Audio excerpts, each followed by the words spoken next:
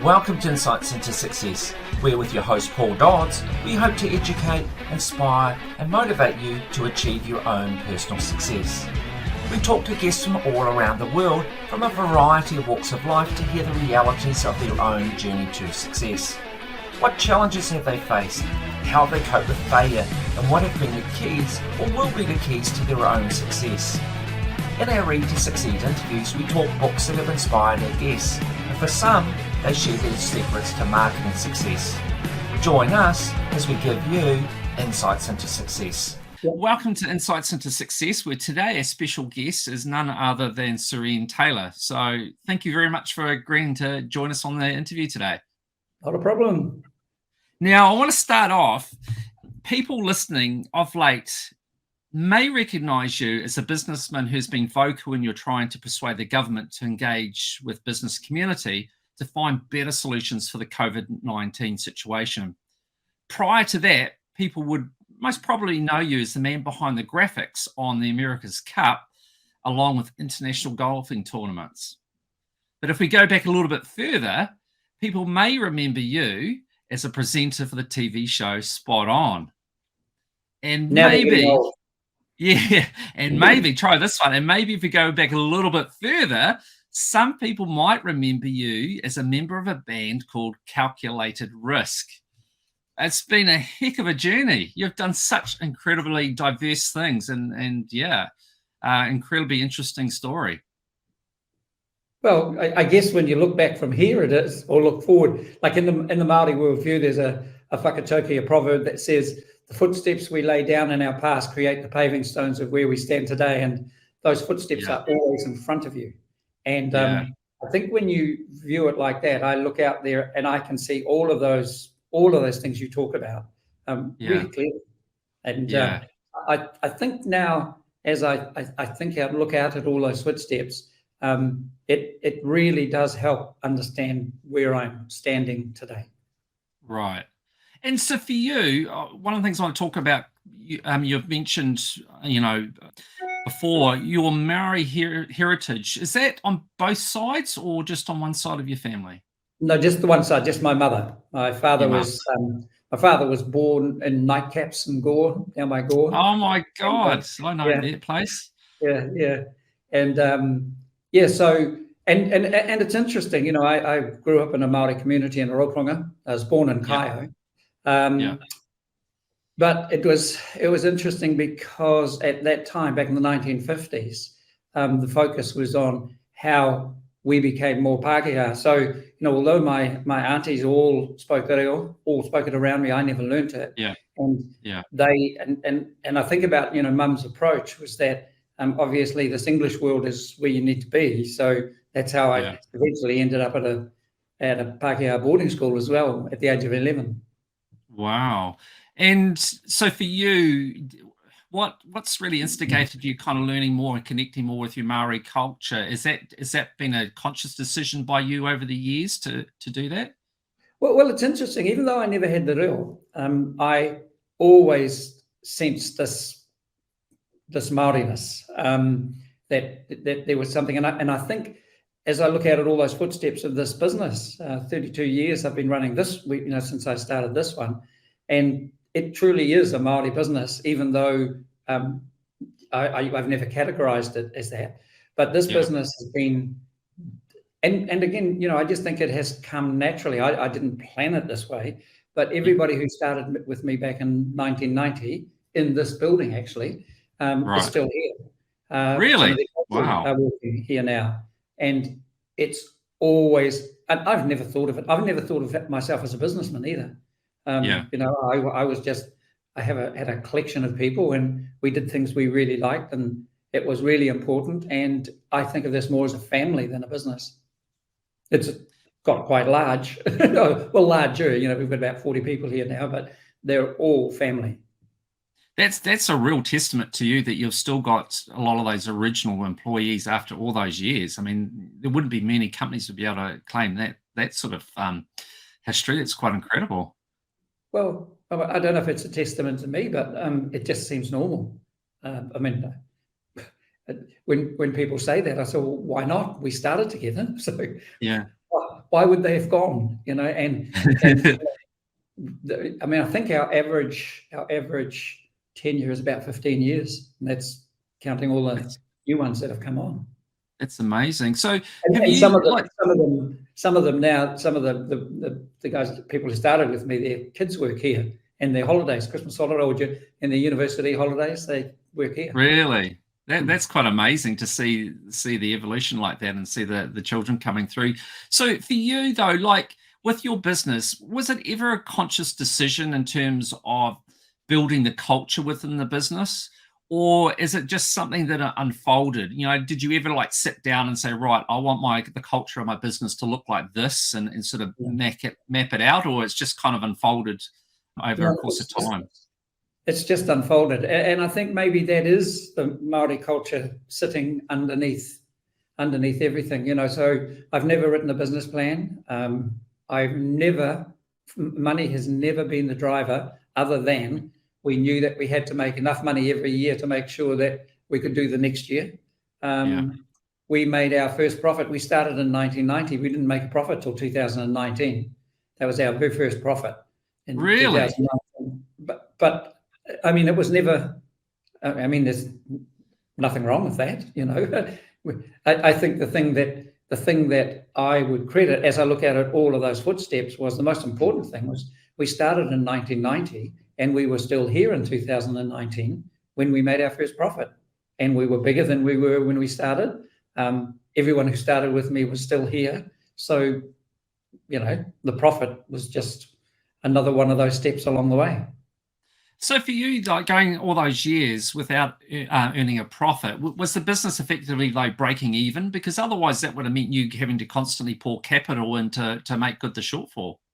Yeah, it's funny, isn't it? I didn't even know what capital was. It was, and we did, it up and down. I had the house mortgaged and all sorts of things, But that was just what you did. I remember the first loan I took out, and that was actually in 1989. I started TaylorMade, and I started this animation research. I brought it into TaylorMade in 1990, and that was the time. I mean, the three guys who started were just in a little room downstairs in this building, and they tagged along on the skirt tails of TaylorMade because we weren't quite sure what we were going to do with them, but it just looked like really cool stuff. And but I bought this building. This was TVNZ Studios, and they closed them. And I had already decided I was never leaving Dunedin, so I thought, well, what am I going to do if they're closing the studios? So I bought it. And to do that, I had to borrow $500,000. And I guess, I don't know for sure, but I probably had about $1,500 in the bank. That's $1,500. Oh, wow. And I went to the bank manager, Andrew Wilson, and actually, it's funny, I remember on a Sunday, I went up to my mate, Phil Broughton, who's a Māori mate of mine, who's a lawyer, accountant. And I knocked on his window and woke him up. And anyway, he got up and I said, hey, Phil, I need to borrow $500,000 from somewhere. I'm going to buy the TVNZ Studios. He said, well, you better come in. We better make some business plans and do some projections and all this. And I thought, really? You got to go through all that? And I said to Phil, hey, Phil, look, we're Māori, both of us. We don't write. Well, why do we talk to each other. So tell you what I'm going to do on Monday. I'm going to go and talk to the bank manager and just ask him. And I still remember Phil just said, well, good luck with that. Anyway, I went into the office with Andrew Wilson and said to Andrew, these footsteps I can still see every day in front of me. And that bank is just around the corner from here. Yeah. So I walked past it and remember this day when I went in and said to Andrew, I need to borrow $500,000. And Andrew said, what for? I said, I want to buy the TVNZ Studios. He said, oh, okay, let's go for a walk. So we left the bank and we walked the full length of Dunedin and back again. And when I got back, he said, the money's yours. And wow. He lent me $500,000. I had $1,500 in the bank, and I had talked them through what we were going to do. And I remember from that moment on, Andrew was never my bank manager. He was my partner, and we were never going to let him down. And we never did. Wow. I can't imagine that story happening today. I can't imagine any bank agreeing in that manner. But that's quite a unique story. I'll give you an example of today. So okay, we've and it has to do with my Māori culture. So I during 2 year 250, 2019, the year before, I'll jump back, when people always used to ask me, how come you got involved with all of this high-tech stuff all over the world, sports events all over the world, and you're just this little Māori fella brought up in a house without electricity back in the 1950s. You say you know nothing about technology, and I don't really. I don't know any. I've never done a business degree. I've never written a business plan. How come you were involved in all this? And I always used to say, the answer's simple. I just surrounded myself with really clever white people. And I believe that for probably 25, 30 years, until I heard a lecture from a professor called Professor Lisa Matterso-Smith. And she had just done for National Geographic the DNA studies of the story of human migration from the first steps 80, 90,000 years ago, the first steps that human took out of Africa, and the last steps they took as they stepped onto the shore of Aotearoa and the Chatham Islands. So these are the last steps of human migration. And one of the things she said was, in that story, she thought the greatest story of migration was the story of the Pacific voyages across the Pacific Ocean that lasted 3,500 years. And I'd never heard of it. Never. Really? But you sort of heard about Cooper, and you thought they were kind of myths and legends, and So anyway, I met with her, and we went through this, and it was absolutely staggering. And I remember thinking, our Pacifica and Māori kids, we keep saying they don't perform very well in STEM, science, technology, engineering, and math. But when you look at the story of voyaging across the Pacific, it was STEM. You don't travel across the largest expansive moored on the planet without understanding science, technology, engineering, math. It just had a different name, and it was Mātauranga. And Mātauranga is this bigger view of which science is a part. And so I decided then that we were going to make a platform that all of our kids needed to know this story. It was missing from our education system. And, it hasn't been changed by putting history in there. That this is different. This is a much bigger. So anyway, we sent a team up. There was a waka haurua that was leaving Tahiti to sail Cooper's voyage from Tahiti to New Zealand, 4,000 kilometers, using nothing but stars, sun, and ocean currents, skippered by a 23-year-old Tahitian girl, Wahine. And really? Was also a Tahitian Wahine. And so we sent people. I didn't have any money to do this at the time, but it had to be done. So they were going up and thought, now what do I do? So anyway, I kind of conned some money out of 2 year 250, but I needed more. So I rang a mate of mine, Dennis Chapman. And Dennis is a wonderful man. You should talk to him someday, because he's always believed he should pay capital gains tax. And he's sold a number of businesses. He's a millionaire, but he sold a number of businesses and capital gains tax himself, and put that money into a charity to bring technology into schools.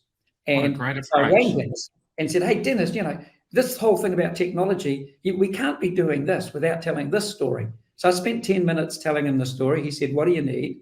I said, honestly, to do this properly, I need another $500,000. And I was just getting his advice. And he said, where do you want it? I said, what do you mean? Where do you want the $500,000? You're right. We should tell this story. And he wrote me a check for $500,000 that day.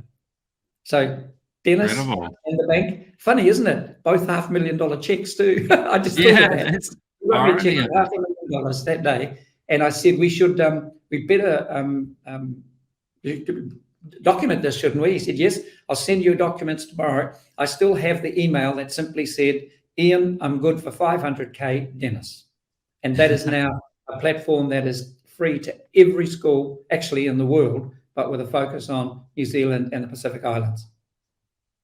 That's amazing. So your kind of mentality has always been one of, you're just going to go out there. If you want to do something, you're going to go out there and do it, and you'll just kind of work out how you're going to do it as you go along. Like with that project, you didn't know where you're going to get the money from, but you're like, I'm just going to do it anyway, and somehow it's going to work out.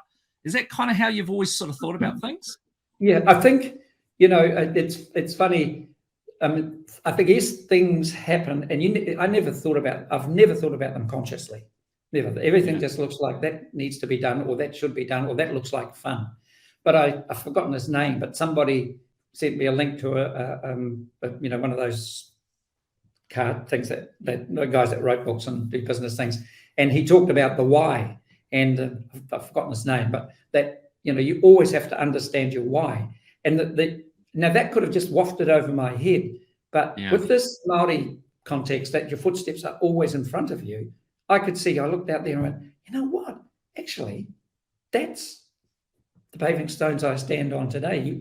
I've always understood the why, although I've never thought about it. But as I look at those footsteps, so, setting up this business, why did I set it up? Well, I had to set up something in Dunedin because I had decided I was never leaving Dunedin. So when those opportunities, like when the computer graphics turned up, the why was I'm never leaving Dunedin. The opportunity was, gee, this stuff looks really world class. If we do this right, people will come to us in Dunedin because we're doing something world class. So let's just make that happen. And that's how it started. So speaking of why, why did I buy the studios? Well, because they were going to close them down. And at the time, I didn't know how to do anything else. Well, I did have a law degree, but I couldn't even find it by that stage. In the bottom drawer. And I really enjoyed television. So the why was, if I'm going to stay on television, I'm just going to have to buy the thing. Now, most people would look at the fact that I only had $1,500 as a challenge. It didn't even occur to me that was going to be a problem, and that all I needed to do was talk to the bank manager, because the why was really good and the idea was solid. So surely he would understand, and I was lucky he did. So do you think sometimes people can overthink things and put barriers in front of them? Like, you didn't really sort of critically analyze the concept of going and borrowing the money. You're just like, I'm just going to go out there and hopefully it's going to happen, So you didn't put yourself off. Whereas some people go, oh, well, I've got $1,500. I'm not even going to talk to them because there's no way. You didn't let that hinder you at all. Well, I mean, I'd like to say that I thought that way, but I didn't. It doesn't even occur to me that was unusual. That I needed $500,000. Where do you get it from? You get it from a bank. So I better go and ask the bank manager. Yeah. And I better convince him that it's a really good idea that he gives me $500,000. And that was it, really. So tell me, speaking of why, I want to know, why did you choose, and you've been very firm in this, why have you chosen to be in Dunedin, live in Dunedin? What's been the attraction there? I just felt comfortable here. I think I'm probably being a bit lazy as well, because the idea of always looking over the fence to think, where do I go next? What's the next step in my career? I came to Dunedin, and actually, so here's the really cool thing about those footsteps you lay down. Yeah. So, hang on, let me see if I can pick this up. I'll just pick this up and take you outside here. Right, here we go. Right. So this is my office. So in 1990, when was it? 69, as a 19-year-old singer in a rock and roll band. I'd never been to Dunedin before in my life. We came to Dunedin, and they rang up and said, could you guys come in and sing on our Christmas show?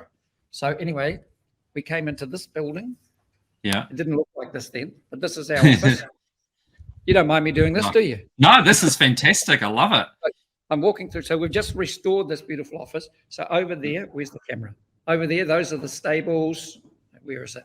Those are the turn a little bit to the right. Right. They used to have stables, horses down the stables. Oh, there they are. There. Yeah, here we go. Yeah. See that? Look at this. Isn't that beautiful? See that? So, anyway, I'm going to take you out here. And these are the steps. There we go. Here they go. Those are the steps I walked up in 1969 as a 19-year-old singer in a band. And I went downstairs to the studio and sang I Saw Mummy Kissing Santa Claus. And I never, ever thought I'd be back. And here we are, back in here. It's 2000 and whatever it is this year. And I'm talking to you in the same building I came to in my first visit to Dunedin and sang in the band. Isn't that remarkable? I don't even have an office. When they restored this place, they renovated the place. I came in, I said, so where's my office? And they said, you haven't got one. Oh, there's a meeting room over there. You can go and use that. So this is my meeting room. So I want to go back in time. I do want to go back. That hasn't happened before. So I want to understand, like, you grew up in Raupanga, which is not far up the road from Wairoa, where I lived for a little while in my life. And you went to Victoria University for about 6 weeks. Now, I would have thought going to from Raupunga to university in that day would have been quite a big thing. So how did that come about? Well, I'll take you back to Raupunga. So I was 11 years old. So now, again, I can do this because those footsteps are there. It's 1961. I'm playing in the front yard of our house there, and a car pulled up and a priest got out. Turned out he was a Catholic priest. I had no idea he was apparently a Catholic. And he went inside, had a chat to mum and dad, and he was there for about an hour.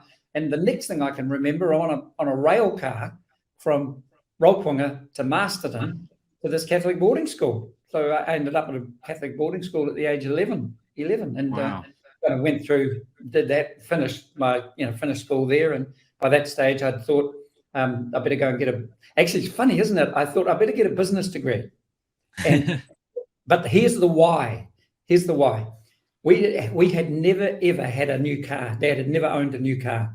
And I thought, now I'm going to go and get a business degree. Then I'm going to get a job, because they used to make cars in New Zealand in those days. I can't remember what, General Motors or something like that, had a factory in Upper Hutt or Lower Hutt. And I thought, I'm going to get a business degree. I'm going to get a job with General Motors, and then I might get a new car. So that was my logic for doing. That's your logic. Mm-hmm. Yeah. And I'd only been there for 6 weeks when Bernard Curie and some others that I'd been at school with turned up, and they had a band called the Calculated Risk, and Carl Evanson was their lead singer, and Carl had left to join the Formula. So he's going up to the big time. And the band was meant to be playing in the Battle of the Bands that weekend. So Bernard said, could you come and sing for us in the Battle of the Bands? And I know we did the Bee Gees, I Started a Joke. That's funny now when you think about it. I started a joke. And anyway, so we went down, and I think we got second. I like to think we got first, but I think we got second. And we made a recording, and then Bernard said to me, well, why don't you just stay with the band? And so I always laugh, business degree, a band in the 60s, it was a no-brainer. So I left. We went for the band, I think, for 3 or 4 years. So before that, had music been a big part of your life? No. Were you doing a lot of singing? Oh, no, not at all. I sang in the choir. Apparently, they thought I had a good voice. But if I think about music being a part of my life, and this weekend I've just been in the Bay of Islands, so I went past Kawakawa. I was born in Kaio, and my teacher's still in a little place called Karatu. And Kawakawa was where I went, and I guess I must have been about 4. I could go back and look, but I think 4 or 5. Bill Haley and the first movie I saw was Bill Haley and the Comets' Rock Around the Clock.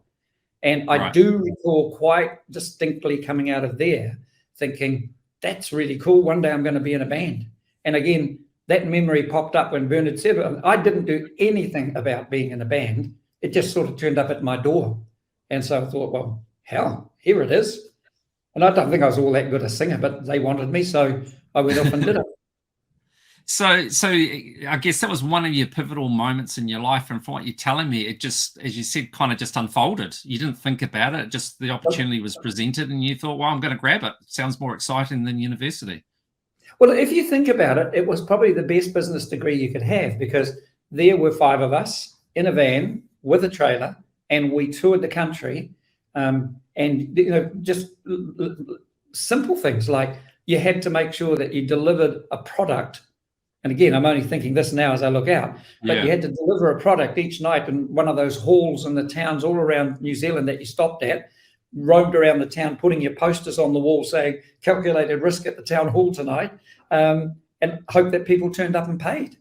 And you had to deliver a product, and then you had to pay things, and you had to organize how do you get from Masterton to Nelson to Christchurch. I was the oldest. I was 19. I was the oldest in this business. Really? Yeah. So did you end up kind of being like the leader of the band? I was 18, and because I was 19 when I turned up here. And so you did that for 3 years from what my research says. So that's quite a long time. Yeah, well, it was, I tell you what, a rock and roll band in the 60s, mate. It was a lot of fun. And we opened for the Beach Boys in Wellington. So, we had all sorts of cool things happening. See, obviously you must have, been pretty good to have got to open for the Beach Boys. That would have been quite an honour. Well, it was an honour, but I think they couldn't wait for us to get off. Fair enough. So, I mean, like from there, it was the biggest crowd I'd played to. so from there, you ended up doing a couple of jobs, including working at the good old Speight's Brewery before going to Otago Uni to study law. Now, what made you choose law? Well, actually, before that, though, I ended up in the army because I got called up in the army, and the last military call up there was that been abolished after that, but I got caught in the last one. And I always talk about it. They only picked 2 dates. I never won a raffle in my life. They put two dates out of July, and one of them was mine. So it was also a really big signal. I was still in the band, and I could have used that to get out of military training. But again, it was a significant thing that sort of must have been a reason for it. And I started to get not tired, but I didn't know what the next step for me would be in the band anyway. We couldn't just keep going around and around. So, and everything sort of lines up. We'd played at a concert in Central Otago, and they had this band who opened for us. And the singer, Willie Davidson, was bloody amazing. I mean, he was better than I was. He was really good. And so the army, Willie Davidson, and everything sort of gelled together. And I said to the guys, I'm going to leave, but you should get Willie Davidson. And so they got Willie Davidson and then went to England. So it was only when I got out of the army and did my military training there, and I thought, where do I go now? Dunedin was the best place we'd ever played. It was fantastic. Ag Hall, 1,000, it was just wonderful. So I rang some mates I'd met down here. They got me the job in the brewery. So I went and did the brewery, saw all the fun students were having down here drinking the products we were making, and thought it's time I went back to university. So truly, I looked at them. I looked doctor or lawyer, and law was shorter, so I did law. So you didn't think about doing business? No, not at all. Actually, it's funny you should ask. But I've not thought about it at all until now. No, it never even occurred. I mean, even now, I still don't think of myself as a businessman. So what do you think of yourself as then? A very fortunate person who turns up every day with this amazing group of people and we get just to do really cool stuff. And like we've just finished the Masters, and I just sent a note to the people at Augusta just to say, I mean, I started this. I know them all over there. We did all of this work. I just sent them a note to say, it's really amazing. I just sat in the back of the studios. And, you think about this, we would have been at Augusta. Now we do the whole lot from this building because of COVID. That's another story. But this weekend, I sat upstairs with the team doing all of the stuff going live into Augusta since Tuesday. And I just got them a note to say, it's sort of a reminder that we all started this so many years ago, and this year I'm sitting at the back of the room. Nobody needs me, and I'm watching this absolute state-of-the-art stuff go down, never having imagined that one day this is what it would look like, never planning for it to look like this. But when you look at all the footsteps, what else would have happened? It's natural. And it just sounds like you've just loved every moment of it, and to this day you still really immersed and really enjoying the whole experience. You haven't don't sound to have grown tired of it or take it for granted. You just seem to be having just a great time with it. Yeah, and a thing I don't often talk about, and I mean, I remember telling this story once, and people said, you should open with that story, you should do it. But it's kind of like, why? It's no big deal. But I think it is probably quite a big deal. So we did a deal in India, and I mean, everybody said that was risky. I don't believe I've ever taken a risk either. I don't even know what a risk is. So, but sound this out for a risk. People think this was a risk. I got a call. We were the first company in the world to do cricket. We were doing cricket all over the world, and I tell the story about how we thought, gee, we should maybe look at how we track the ball from the bowler to the bat. And we had a look at that and decided it was too expensive. No one would want it, and it wasn't very accurate, so we didn't do it. Another company in England did. I think they spent £4 million over 3 years and developed a system. And the next thing we knew, all our cricket contracts were gone because everybody wanted it. Wow. And it was right. It wasn't very accurate. It was really expensive, but everybody wanted it. So that had gone. And then sort of a year or so later, I got a call from a guy in India, James Reggio. And again, this is a long time ago, but I can still see sitting there when the call came. And he asked if we could do cricket, and then could we do ball tracking? And I said, well, we haven't done it, but how long have we got? And he said 8 weeks. So I turned to the guys, could we do ball tracking? Don't see why not. That's what they would say. and we're off and running. And so what we did figure out was that it was actually going to cost us about $1.2 million, 1.2, 1.3, I think, to buy all the equipment that was going to be needed. And this time, Andrew Wilson wasn't there, and I knew I couldn't go to the bank and ask for it, because we definitely couldn't. We didn't have that money. And trying to convince a bank that you needed to borrow $1.3 million, you're going to spend it in 8 weeks, you're going to go to India for free, do this thing for free, we were paying for it all, and hopefully it would work, and India, you'd get the contract in India. I mean, nobody, even it just. So I wrote a different kind of plan. This is the closest I've ever got to a business plan. I just said to the guy, spend the money so fast the bank doesn't notice. We'll go to India, we'll win the contract, come back, show them the contract, borrow the money off them, and by then they probably notice we've spent it, and then we can pay it back to them. So that was, and I love it. It almost worked. So long story short, things didn't quite go that way, but we eventually won the contract. And then a year into that contract, and we signed with the bank, we borrowed the money, and everything was hunky-dory. Then the Indians reneged on our deal. And I can still remember getting the phone call, because they're doing the IPL, and they did a deal with our competitor. And the competitor said that part of this deal is you have to get rid of the Kiwis. We want all the contracts. And so they gave them to them. And the contract was based in Indian law. So our lawyer said there's nothing we can do about it. So it was all gone. So we were up to the wazoo in debt, and I spent 3 months trying to figure out how to get out of it.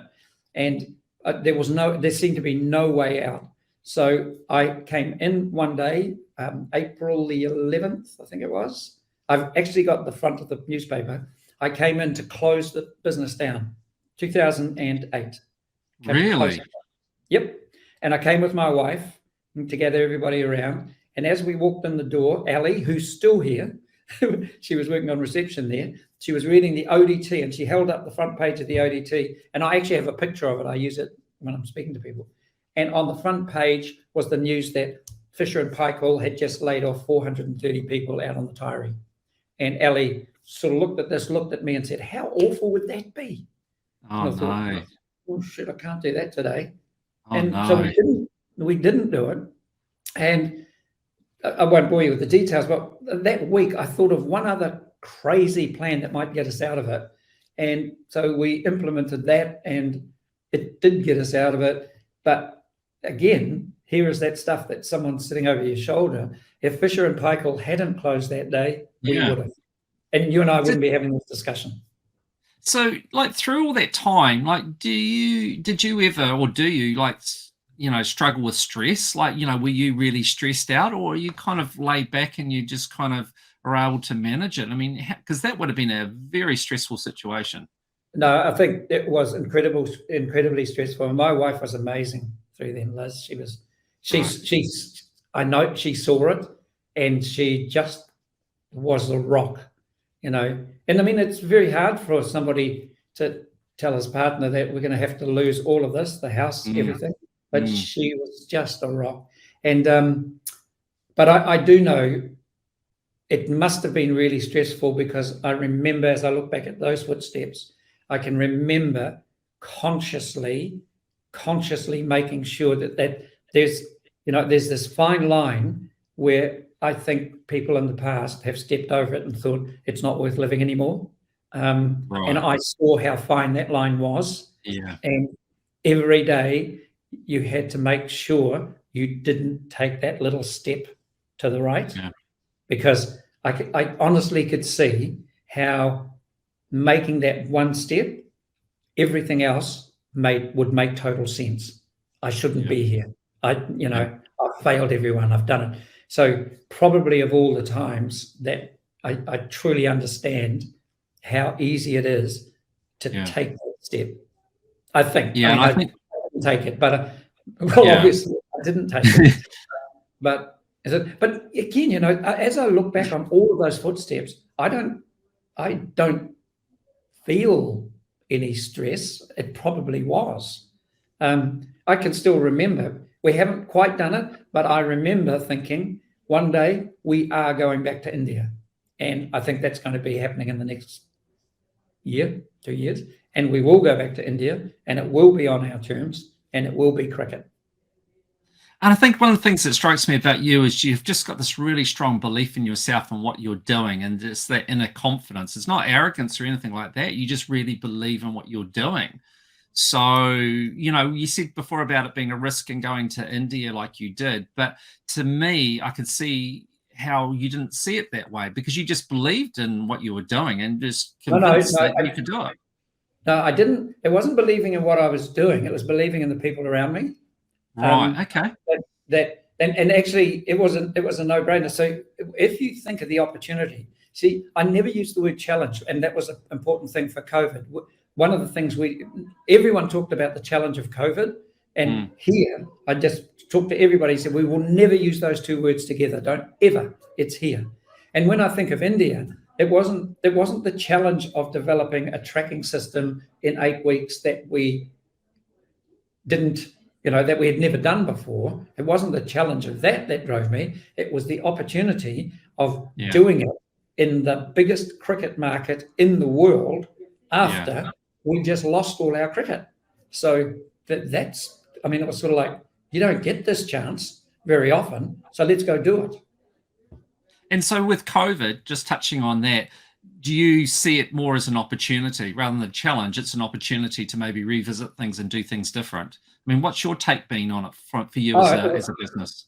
It was, as I said, when we came back, I said, we're not talking about challenge. So here's the thing. So, I said we made that profit in 2019. So 2020 was going to be our biggest year ever. We just signed every golf tournament in the world, all the European Tour, Asian, the US PGA, everything. And that was it. We were in negotiation with Major League Baseball, just started that.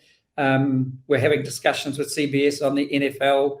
The America's Cup was about to start in Italy. I mean, it was just huge.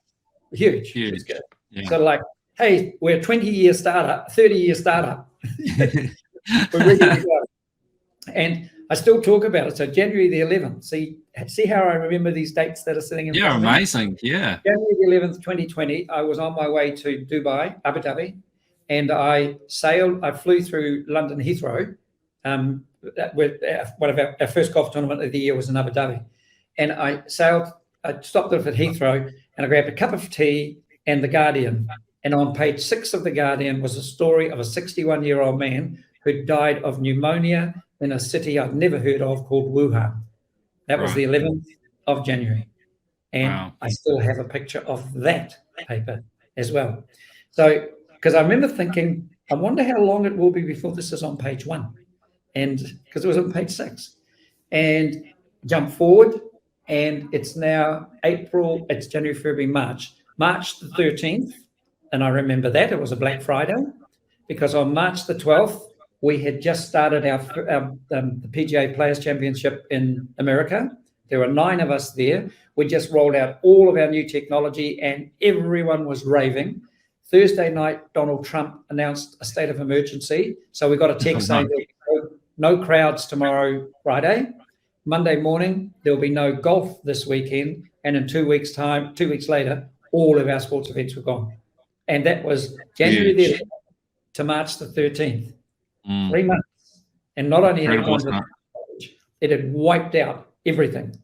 Now, what we did was, again, I think, it wasn't even, I didn't even think about this because, again, this is a family. And I hadn't thought of it as family, but it's family. So I rang Cheryl, who's our CEO here, before I got on the plane and just said, Cheryl, we need to, but on my way back, you need to figure out how we make sure that when I land, you and I are able to tell our staff that no one's losing their jobs.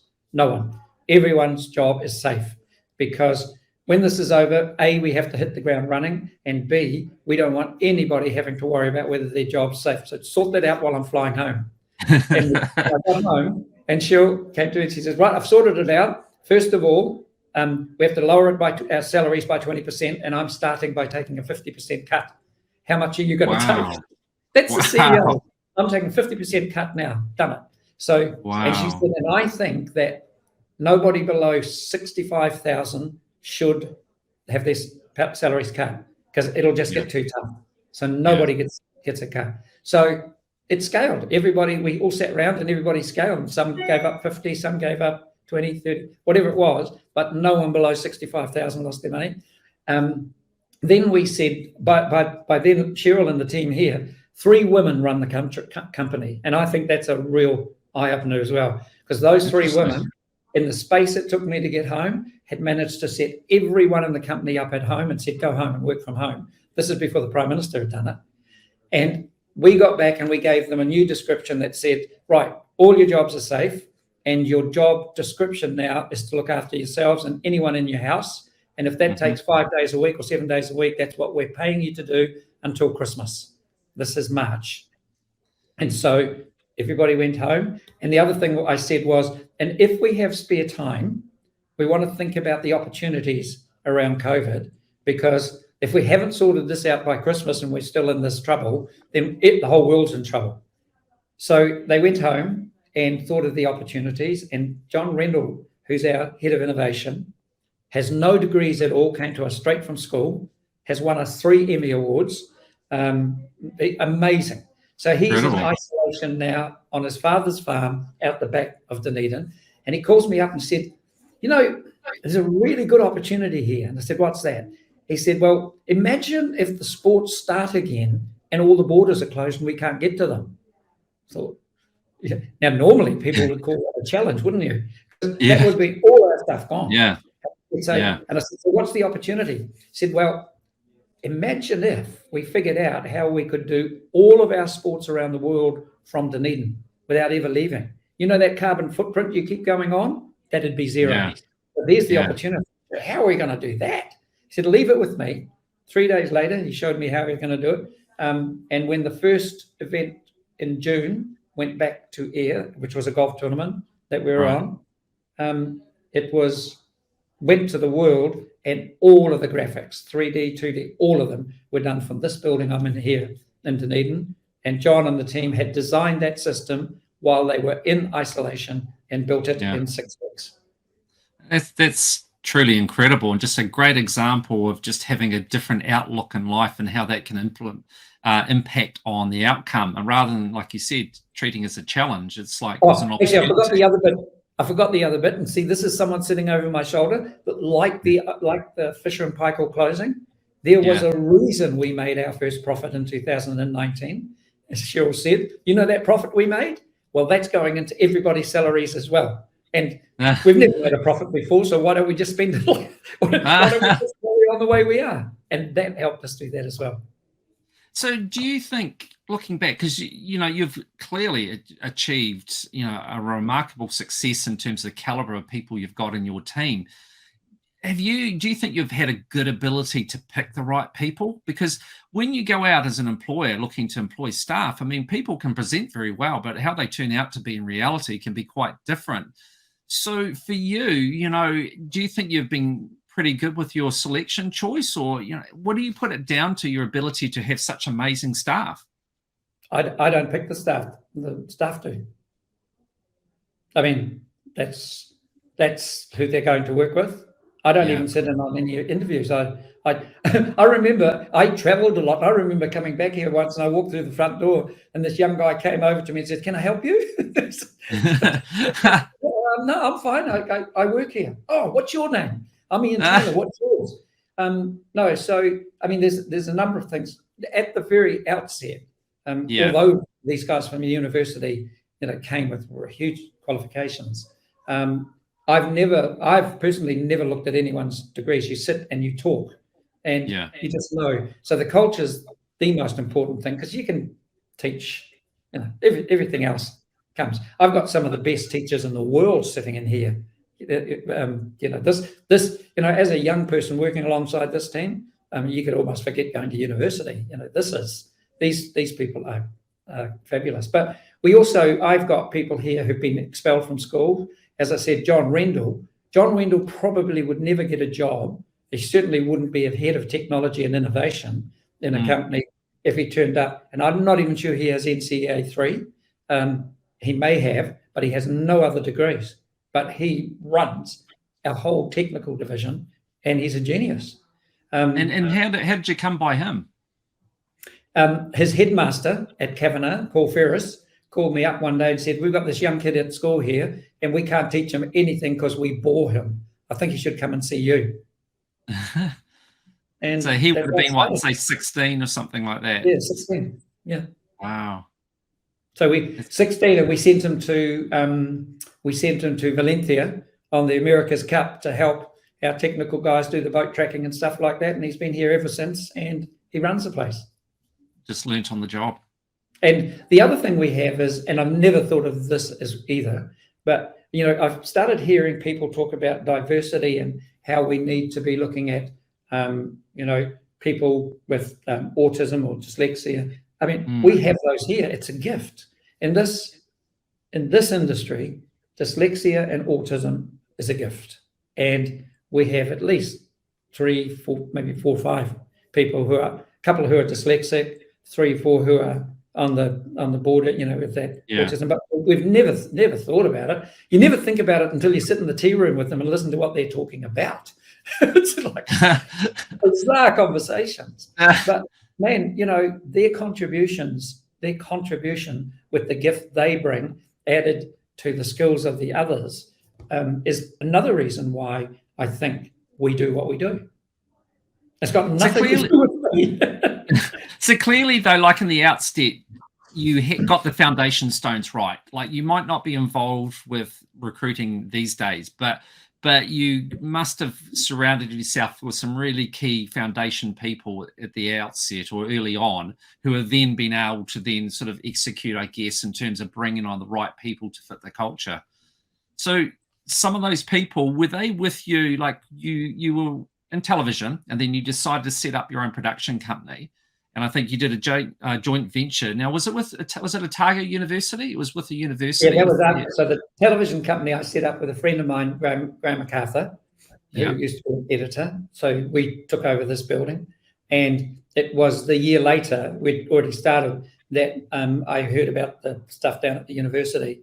Well, there were 4 guys who went overseas and won the World Computing Champs from Otago University. And they were the first non-American team ever to do it. And I remember looking at this thing called computer graphics, but knew nothing about it. And thought, gee, they must know about it. And someone else who I knew said, you should go and see what they're doing at Otago University with computer graphics, Professor Jeff Weibel. So I went down and saw him, and the stuff was amazing. And so on a handshake, we just said, well, why don't we see what we can do? And he said, well, see these 3 guys here? They're your best. Why don't they go and come and work for you?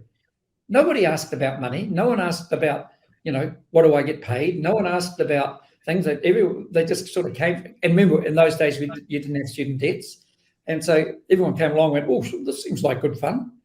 And we started. And so those people, are they still with you, those ones there, or are they are? They're all upstairs.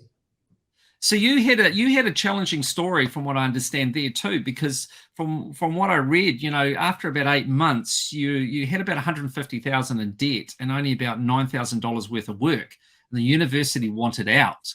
Yeah. So you're in the point where things were looking fairly bleak, and you kind of thought to yourself, well, at least from what I read, you kind of thought, well, let's try it for another 3 months. Yeah. But something important happened in that time. Yeah, it wasn't bleak. So TaylorMade, the television company. So remember that these 3 guys were just downstairs in the basement, sort of doing things, because it looked like we supported that. We funded all that. So it was that. But when the university decided they wanted to bail, if we'd closed it down, then all we would have lost was an opportunity.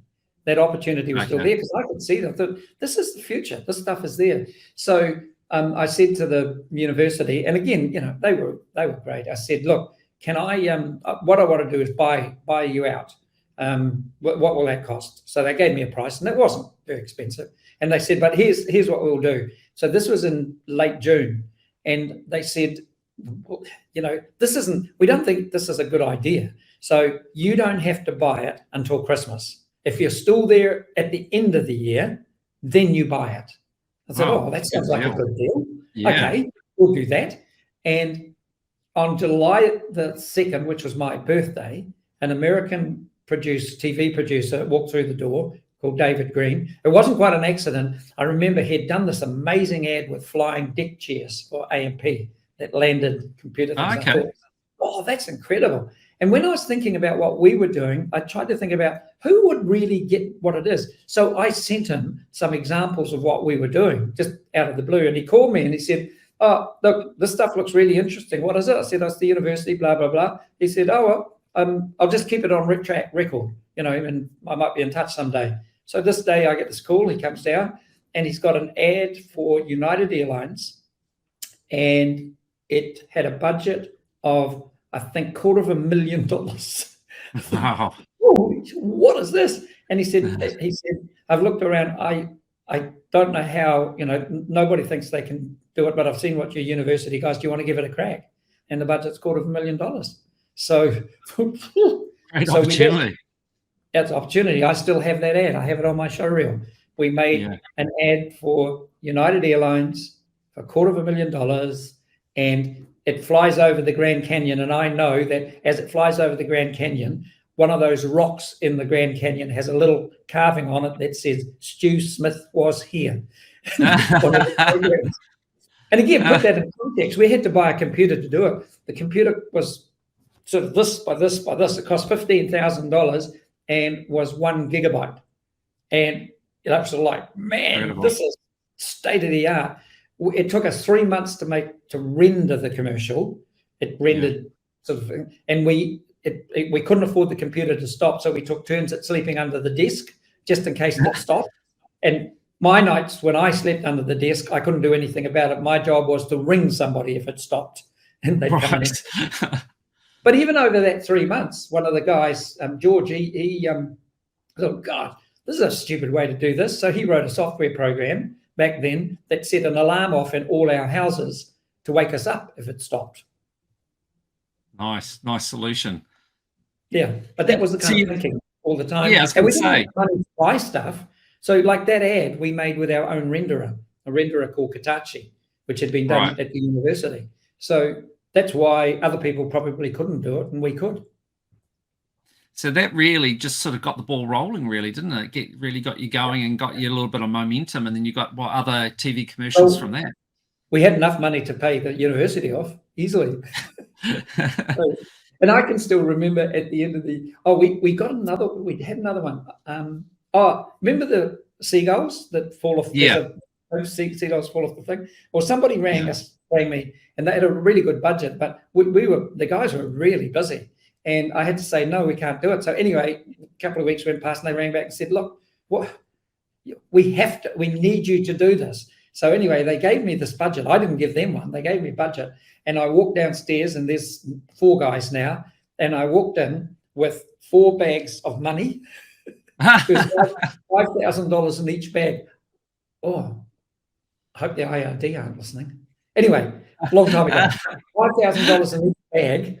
And I put these bags and things and they opened them up and looked in. And I said, so is that enough for us to do the flying seagull ad? And the answer was yes. So we did the flying seagull ad. Incredible. So you've really developed a team of individuals that have really got a can-do attitude. That seems like for every situation, rather than seeing it as a challenge, they see it as an opportunity. And you've just gone and innovated and, use the old number 8 wire or however you want to describe it, really, but you've solved the problems. Well, next time you land at an airport and know that there's air traffic controllers landing the airport, they've been trained on a system that we built. And that's another one. That's a really interesting one because I got a phone call from Ashley Smolt, who was CEO of Airways at that time. And he said, look, Ian, we're having a meeting here. We do, we train air traffic controllers all over the world, and especially in New Zealand, Pacific Islands. And we need a new system because the other one's 30 years old. And we've sent our team all around the world.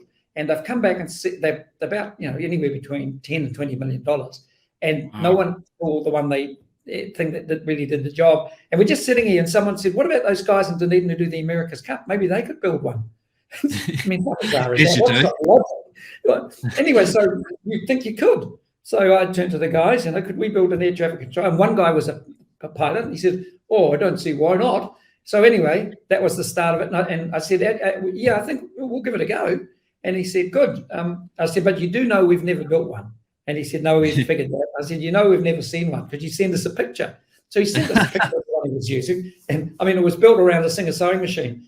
But anyway, having never, ever built a air traffic control simulator, we put a team of 10 people together. Just under a year later, we delivered the air traffic control simulator that is still training air traffic controllers around the world. And during the last 2 months, we just finished building 11 airports in South Africa and 4 in Norway. And it all started from building something that we'd never had. Somebody wants my car keys. Oh, sorry. So really, that's an example of an opportunity where you didn't actually go out seeking it. It's just really by reputation, by other things that you were doing, people have actually sought you out to solve some of their problems. Yeah, and we don't have a sales team, so we don't go out selling anything. And probably the closest I got was our golf. So the America's Cup was the first, and we didn't have a product to sell TVNZ at the time. We just thought, I remember ringing them saying, "God, we're in the America's Cup now. This is 1990. We're in the America's Cup now. 1991, we just started. And 1992 was going to be this, we were challenging in San Diego." I said, "That, it's as boring as that. Nobody even knows who's in front. Here's an opportunity. Why don't we actually design something that'll show people who's leading?" So we weren't even trying to sell anything, and we didn't, because we didn't charge them. We did it all for free just to prove it would work. And that's how the America's Cup started. And it's been going. We've done every event for the last 32 years, every America's Cup. But the door that opened for me was I was in New York, and we'd just done our first golf tournament in Australia using graphics. And I remember watching their golf coverage, and I thought, actually, I bet they don't know about our graphics. We'd only done 2 or 3 events. And so I just got on the phone and rang CBS, or ABC it was then, that was golf, and rang and asked if their golf producer was around. And he was. So I'm on the phone they put me through, and I told him, "We've got this computer graphics thing, and maybe he'd like to see it, because, I think it would help your coverage." And again, not trying to sell anything. And he said, "Well, where are you from?" I said, "New Zealand." "So what have you done? I don't even know who you are." I said, "Oh," and I just took this pot. Well, I suppose the biggest thing we've ever done is the America's Cup. "What? You do the American? Get down here." Oh, really? Wow. He was a yachting fanatic. So we went in. 2 months later, we've signed a contract, and we're doing all of the ABC's golf. Yeah. Amazing. And we've been doing it ever since. We've never lost those contracts. So like you said, you haven't really gone out selling yourself as such, or selling the business as such. It's more about identifying problems that people have had and talked about how you can solve them for them. Yeah. Or people now come to us with problems they've got and say, is there anything you could do? Yeah. And we only do things we like. So only do sports we like. So that's how come we got involved in Formula One. Craig McNaughton, absolute Formula One nutter and a genius. So all the software we've built race simulators for F1 teams, all from here. All because Craig likes Formula One. And what about, you mentioned before baseball and American football? Are you into those now too? Oh, you should see the baseball happening upstairs now. Oh, wow. Yeah. So and again, it's the whole COVID thing. So, that COVID stuff operating remotely, the news of that went global. And then all of the producers that we work with, they all work on other sports as well. So as they drive their truck off and go off and they're heading off to do baseball, one of them says, "Oh, actually, what could you do for us for baseball remotely?" Yeah. "Oh, well, why don't you link us up? Let's see." So now we're doing baseball. But more importantly, upstairs now, we have data from 12, 14 games. There's 3,500 games a season, 12 to 14 games every day. And we've got data coming into us that's tracking the limbs of the players, the hand twist of the hands, the speed of the ball out of the hand, all of the positions of the players when they're running. And upstairs now, I could go up there and watch a computer, totally hands off, taking the data in and animating a whole sequence of the guy pitching the ball, the runners, the fielder running to run the ball, the guy's running it, and then you push another button and we see the major league average and whether the guy's actually going to make it to the first base. The guy throws the ball in, and that's coming from 12, 14 games. If I go upstairs, they're all happening up there. Incredible. And so your number of staff you've got, it seems incredibly low for the amount of different things that you do. It's incredible. I love that. I think we've got 6 programmers total. 6? 6. Wow. That's incredible. Yeah, I mean, I could imagine companies having like 5 times that to do the same sort of work. Well, if you look at say take Formula One for example, Formula One has only one program. Craig has been here for, I think he started 2 years after we started. He's been here the whole time. Craig has got all of that software. Just Craig. I mean, over all the years, Craig designed and built the Formula One simulator that's used by the Formula One racing teams. He did that, but he's also doing the baseball.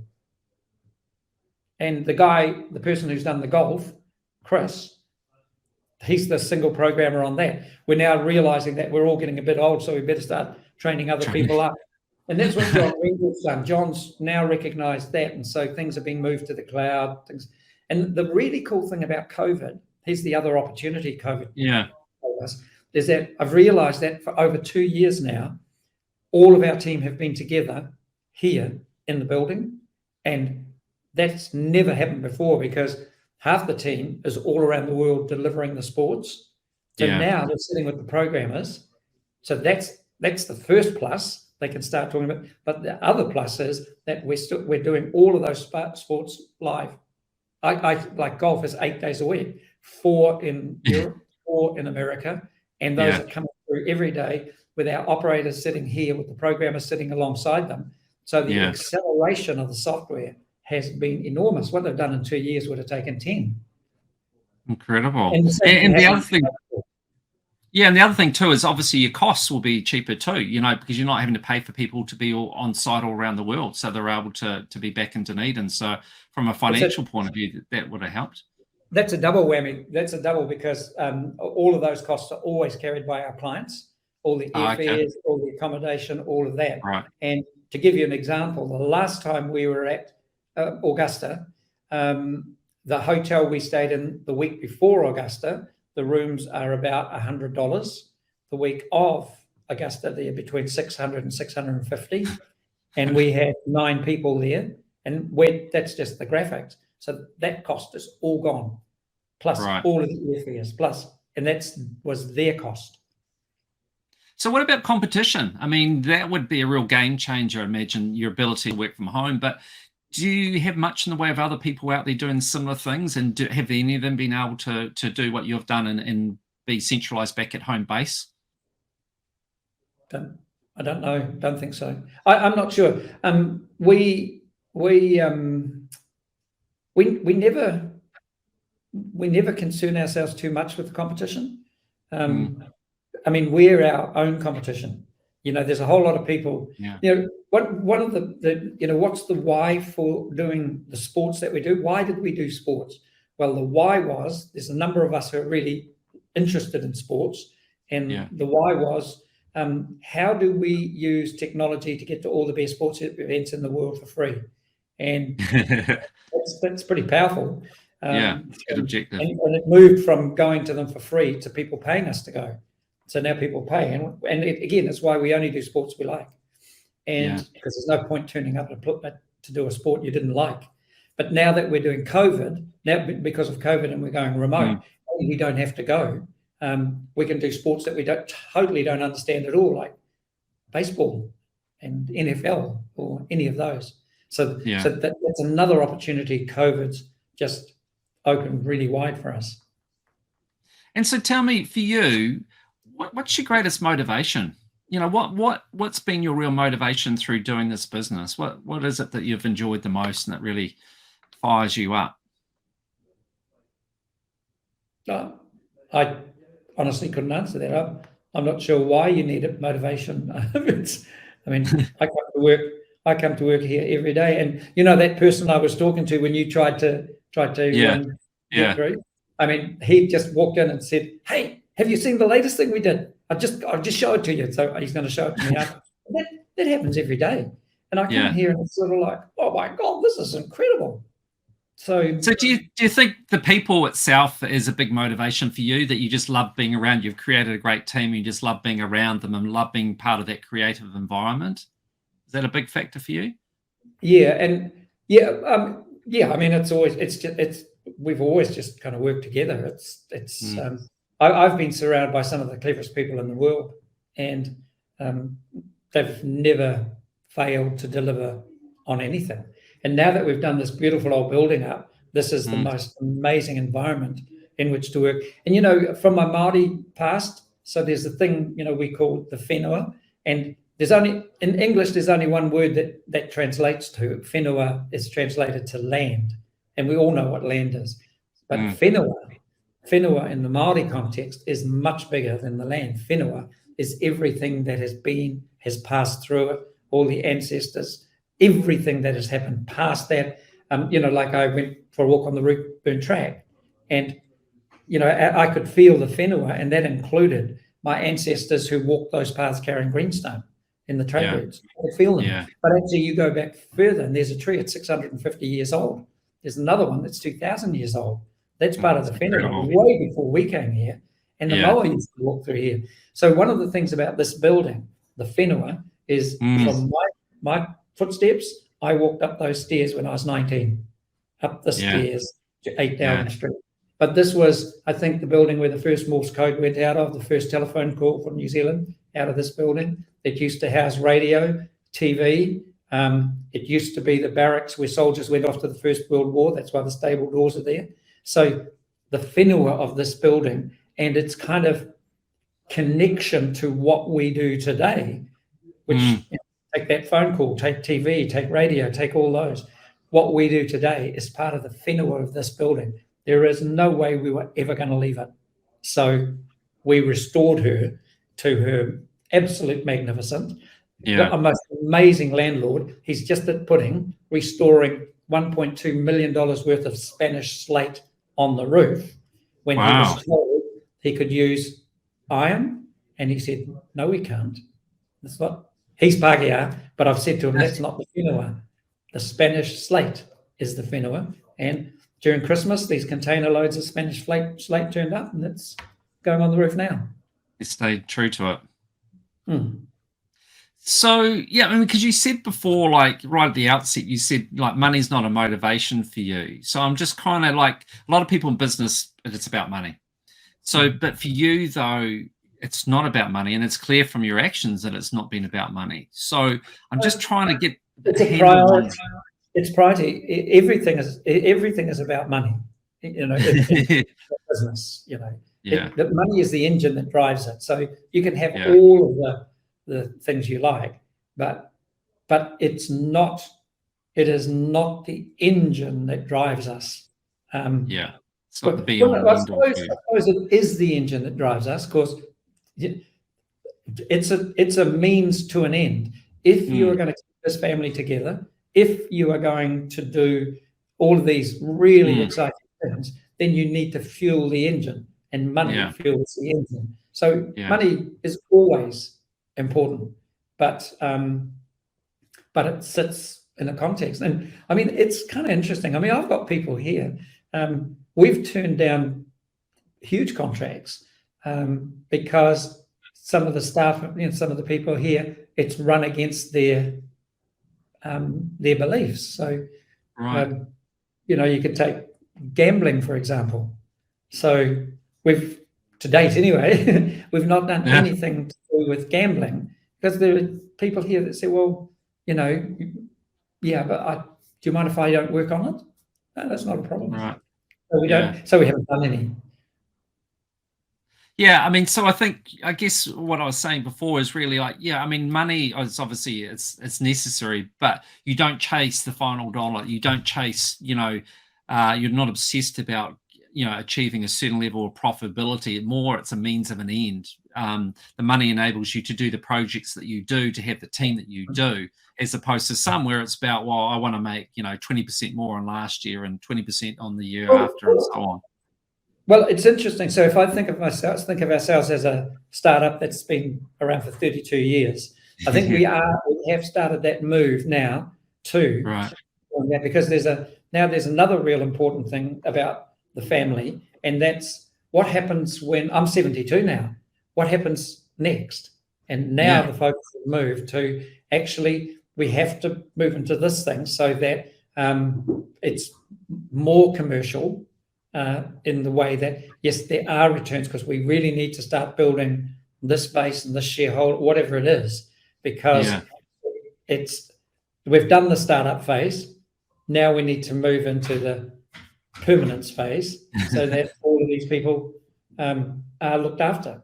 So yes, we now take put much more focus on the returns. What are the margins on these things? But we don't go looking for them. And one of the things is we believe that if you do this job well, the money will come.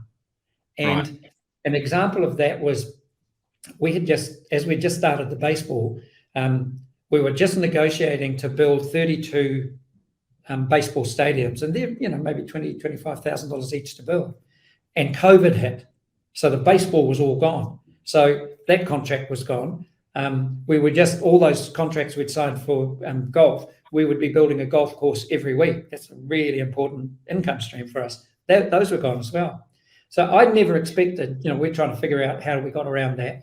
But what I did, just out of courtesy, I rang both places and said, hey, just to give you a heads up, I know the place is just a shambles, but if you're worried about us, we've just guaranteed everybody's job. So everybody you're dealing with now, when everything starts to happen again, that A team is still on the road. Nobody's going. And they said, oh, that's amazing, because all of our other people that we're dealing with are laying people off already. How are you doing this? I said, well, it's just important. We want to hit the road running. And both of them came back and said, well, if you're going to do this, what can we do to help? Major League Baseball said, I know we don't need the stadiums now. Not sure when we will need them, but we will need them sometime. Keep building them and we'll pay you. And PGA came back, the golf people came back and said, we won't need the golf courses this year, but we will next year. Keep building them. And so from no contracts, we suddenly had two of the biggest ones back again from clients who respected what we had done. And so for you, have you always been big on having strong communication with your business partners, with the likes of baseball and so on? Have you really made that a focal point or not, in terms of communicating and like that as an example? Well, I've never done it intentionally, but one of the things we always did, so we only do things we like and we only work with people we like. And so when you find the people you like, you talk to them every day. And, these people I started with, a lot of them are still there, and we still talk, we still ring and talk and chat.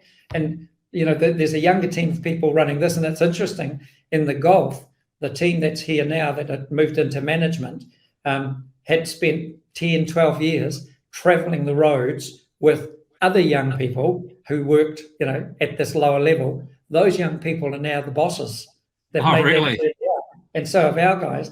And so these conversations still carry on. I love it. My son, who lives in the States, got his business degree in the States, and then went off and spent 9 years traveling the roads with all these other guys. And they are still talking. And like, I'll often go up there to the remote, and Ben's got a 1.5-year-old now, and all of the guys at the other end are insisting that Franco comes in the morning so they can see him and talk to him. That's amazing. Yeah. So it is. I think that relationship, we never ever think of people as our clients.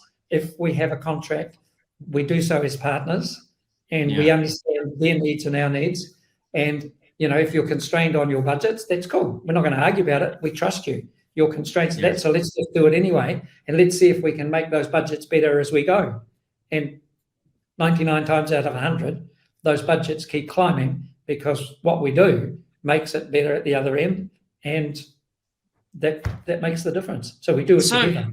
So your approach, correct me if I'm wrong, but I would imagine your approach is quite different to a lot of businesses out there. They're a lot more sort of, I guess, commercially minded and very much, by the book. Your partners that you deal with, do they see, if they have acknowledged, do they just see that you have a different approach to the negotiation? Yeah, I mean, I don't know how the business is run, but I mean, I thought all businesses run like this, but obviously. But no, the partners we have do see that, and I'll give you an example. That last lockdown that locked August and Auckland down for so long. Well, we were here, and it was a Thursday, and we just started. We had 3 tournaments, 3 different countries, 3 tournaments of golf happening from upstairs out of the remote. And then the announcement was made on the Thursday and I think it was Thursday midnight, all the lockdowns were all on again, and only essential businesses could work. So that was, anyway, I looked at that, and the 3 guys we had working upstairs all flatted together. And so I thought, oh, actually that works. So they'll just drive from their home to here, and we'll be able to keep going because our clients need us. I mean, from those tournaments point, we were an essential business. The government shouldn't be deciding Absolutely. Everybody who works here, we're an essential business. And what should have been the rider was, can you still operate safely within these confines? And they're much broader, because if you can, you're essential to everyone. I thought, actually, yeah, we can do this. So I called up the officials and said, look, we've got 3 guys living in the same flat. They will drive in the same car overnight. They'll come to this building. We won't have anybody in it. They'll work in the office upstairs and do the golf. That's all. And they said, no, it's not. You're not an essential business. You can't do that. I said, what? So they can drive to a supermarket full of people, but they can't come to this building with no one in it. Makes no sense. It makes. But they said, no, you're not an essential business. So you can't do that. So the guys went, oh well, if that's the case, when we've got to stay where we stay in our flat, except when we go to the supermarket. Well, let's move our flat into the building. So they moved everything into here, lived in here for nearly 3 weeks in this building, and delivered from here. And that kind of went global. It was an amazing story. Yeah, I remember seeing it. Yeah. But what happened was that one of the big bosses of the PGA Tour called me at home and just said, Ian, look, I just wanted to let you know, we know, we know you. There is a reason we work with you. It's the way we did, the way you guys work is why we work with you, and we always will work with you. And what your team did last week, we're just at the board meeting now. Just everyone's just saying that's exactly what these people do all the time. That's why we work with them. And he said, and just to let you know, we've got a 10-year plan we're working on right now, and you are at the core of that 10-year plan. And that must make you feel incredibly proud to get that sort of feedback. I mean, that's just amazing feedback. It happens every week. Like, I'm just reading one now that has just come from the people at the baseball, and it's just extolling the virtues of everyone. No one else could have done this. You think, well, I'm sure they could have, but anyway, we'll take the credit. Yeah, absolutely. I mean, that just makes doing what you do that much more enjoyable when you're getting that sort of feedback. It just you asked me why I come to work. Yeah, well, getting feedback like that, I'll be pretty happy. So for you, what is it do you think are your key skills, and like, where do you see that you fit in the business? I have no idea. I have no idea. It's just that, I mean, in the original time, I was the only one who had a house I could mortgage. I mean, I think that was the thing. We've never had any shareholders. My friend Michael Guthrie has come on recently, but we didn't have any shareholders, so I never had to answer to anyone. But if you're going to talk about risks, every risk I took was mine. So, and I honestly think that if we had invested earlier, we probably wouldn't be doing this now. Right. And so for you, are you kind of like, do you see yourself, maybe not literally, but like reflecting on it, are you kind of like the conductor of the orchestra? You just bring in all the talent around you, and you're just there to try and help bring them together. You know, I Pardon?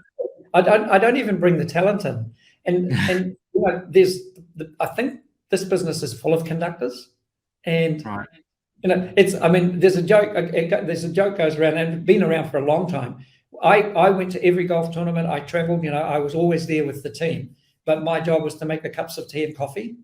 And I mean, I used to do the work, but now I make the cups of tea and coffee. And somebody has just sent a bloody absolute huge montage of me on tour, and it's me asleep in different locations around the world while they're working.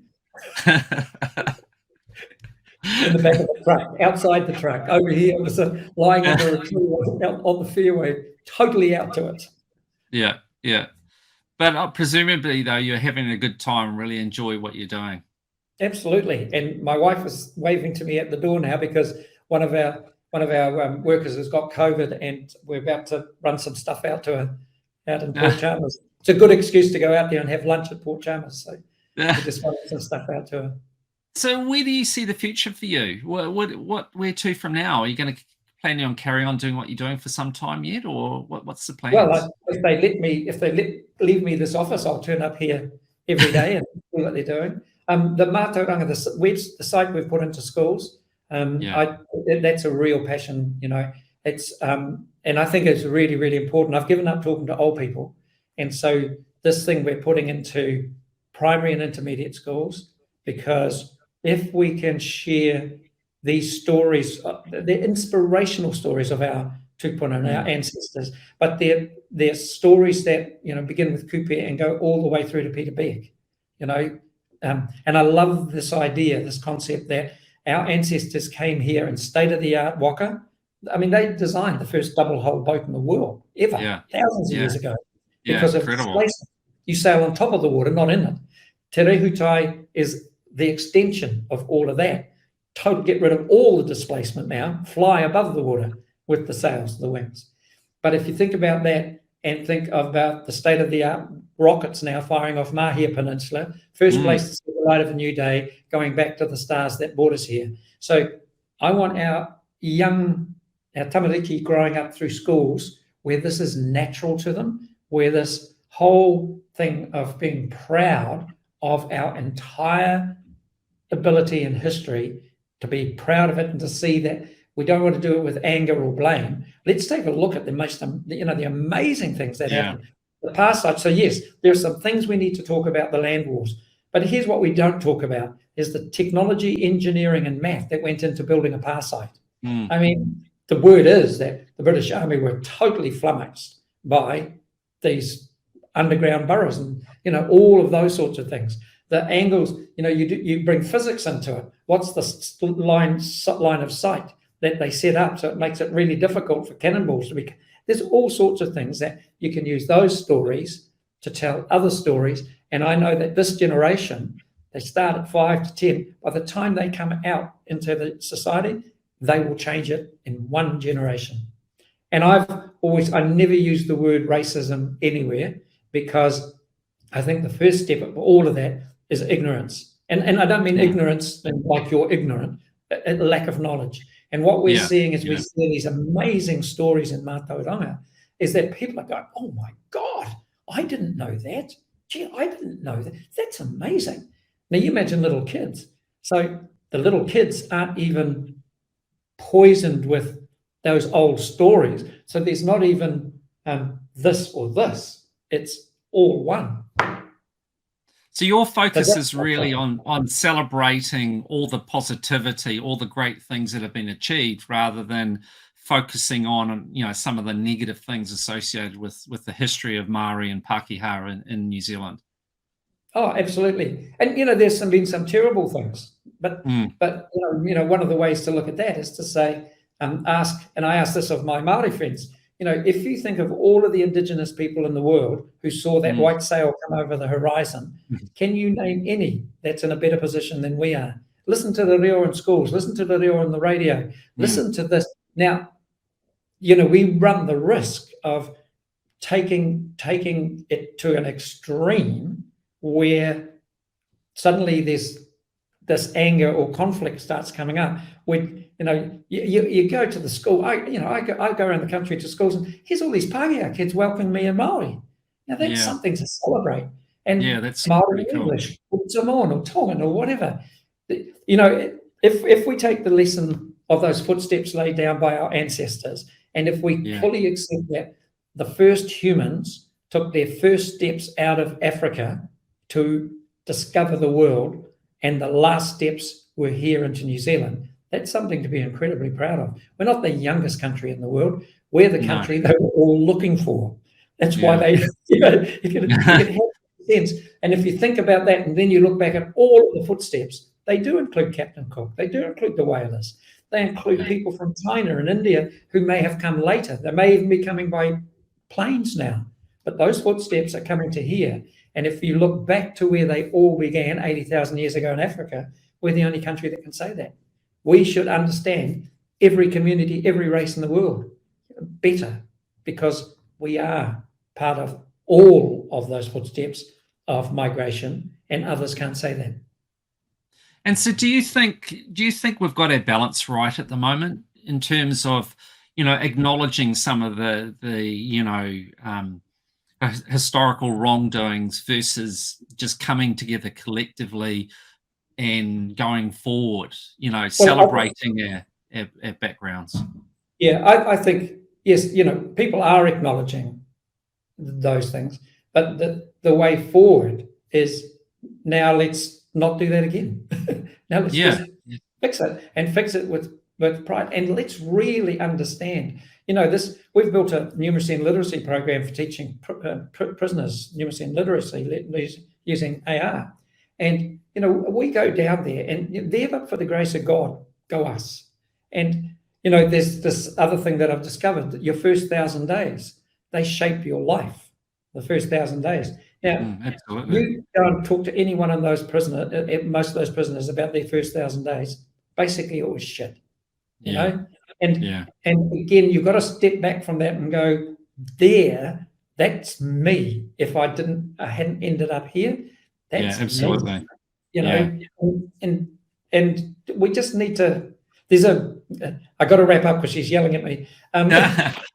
There's a Pacifica concept called talanoa, and talanoa means that when you gather to speak, you do so. You speak. You always speak and listen with respect, no matter your differing views. You always do it with respect. If you're sitting at the table in the spirit of talanoa, you will come to those views, and those things will gel. They don't even have to shift. They just gel to make something even better.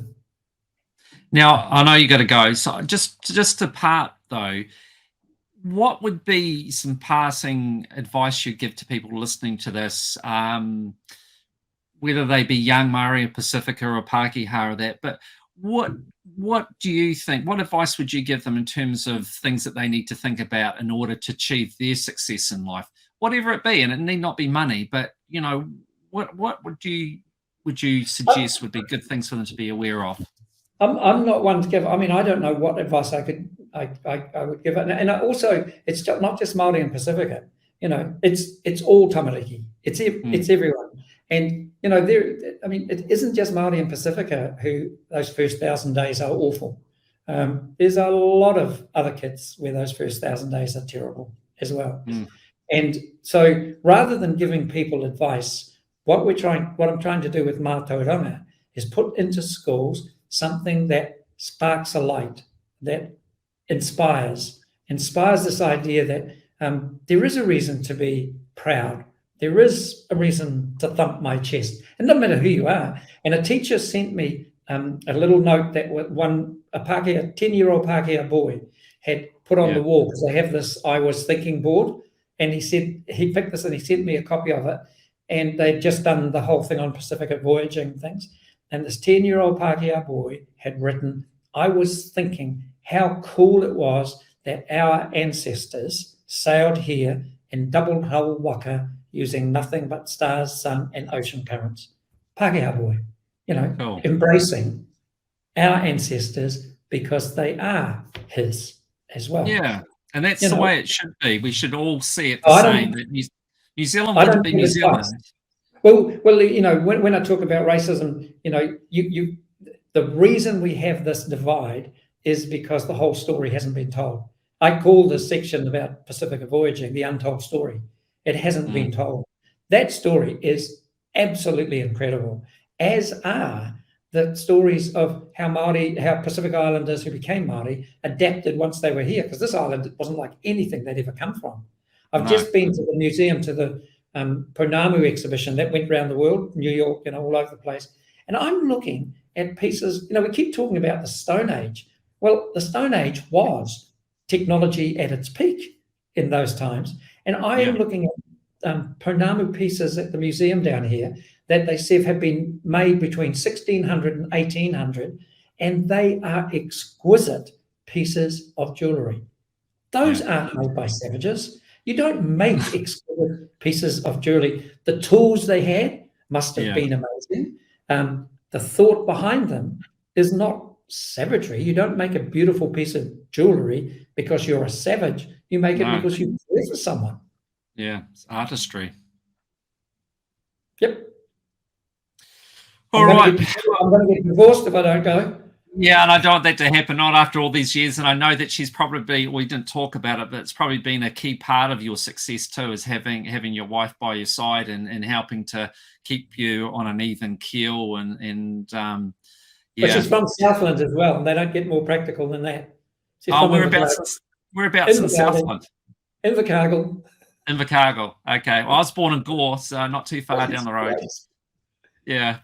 All right, I could talk to you for ages, but I don't want you to get divorced, so we'll leave it there. And thank you so much for taking your time. It's been a fantastic experience. So thank you so much. Not a problem.